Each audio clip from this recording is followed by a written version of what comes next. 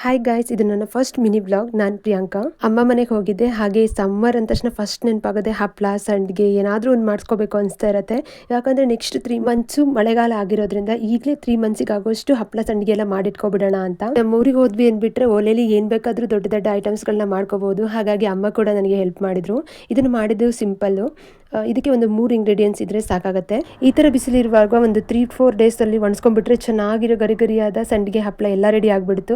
ಅದಾದಮೇಲೆ hair fall ಆಗ್ತಿತ್ತು ಅಂತೇಳಿ ಮೆಂತ್ಯ ನೀರನ್ನ ಕೂಡ ಯೂಸ್ ಮಾಡಿಕೊಂಡೆ. ಅದಾದಮೇಲೆ ಹೇಗೂ ಬಿಸಿಲು ಕೂಡ ಜಾಸ್ತಿನೇ ಇತ್ತಲ್ಲ, ಅದಕ್ಕೆ ಮನೇಲೇ ಮಾಡುವಂಥ ಒಂದು ಹೋಮ್ ಮೇಡ್ ಧೂಪ ಕೂಡ ಟ್ರೈ ಮಾಡಿದೆ. ತುಂಬ ಚೆನ್ನಾಗಿ ಬಂದಿತ್ತು.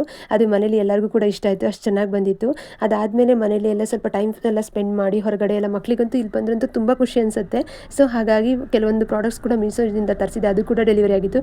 ಚಿಕ್ಕ ಪುಟ್ಟ ಡೆಕೋರೇಟಿವ್ ಐಟಮ್ಸ್ ನಂಗಂತೂ ತುಂಬ ಇಷ್ಟ ಆಗುತ್ತೆ, ಯಾಕಂದರೆ ಮನೇನ ತುಂಬ ಚೆನ್ನಾಗಿ ಕಾಣಿಸುತ್ತೆ. ಇದೆಲ್ಲ complete vlogs and recipes Priya's vlogs in Kannada YouTube channel upload ಆಗಿದೆ. ಯಾರಿಗಾದ್ರೂ ಇಂಟ್ರೆಸ್ಟ್ ಇದ್ರೆ ಹೋಗಿ ನೋಡಿ.